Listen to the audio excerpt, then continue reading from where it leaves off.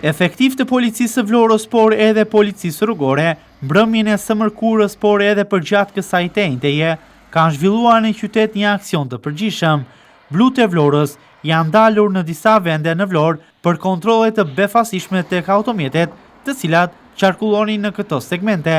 Një prej grupeve të cilat janë shpërndarë në qytet ka qenë edhe në hyrje të Vlorës, në aksin i cili lidh Transballkaniken me autostradën Levan-Vlorë. Në këtë segment rrugor, efektivët e policisë kanë kontrolluar 10 automjete.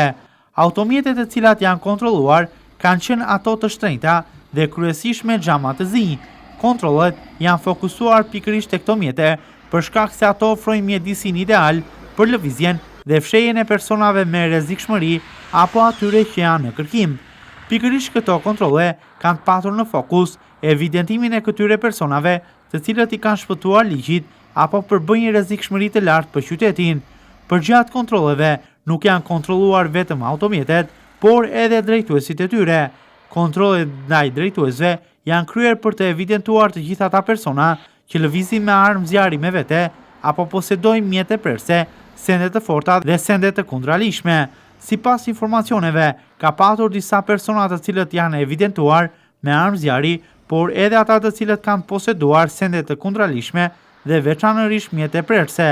Burimet e policisë së Vlorës konfirmojnë se ka patur edhe persona të shoqëruar, të cilët kanë poseduar në momentin e kontrollit edhe lëndë narkotike. Për rastet e drejtuesve të automjeteve të dyshuara, janë kryer edhe teste të alkoolit, por edhe teste për konsumim të lëndëve narkotike. Për shkak të këtyre kontrolleve, janë evidentuar disa drejtues mjetesh, të cilët kanë qarkulluar në qytet në efektin e alkoolit, duke rritur më pas rrezikun për qytetarët. Nuk kanë munguar as personat të evidentuar që i japin makinës në efektin e lëndëve narkotike.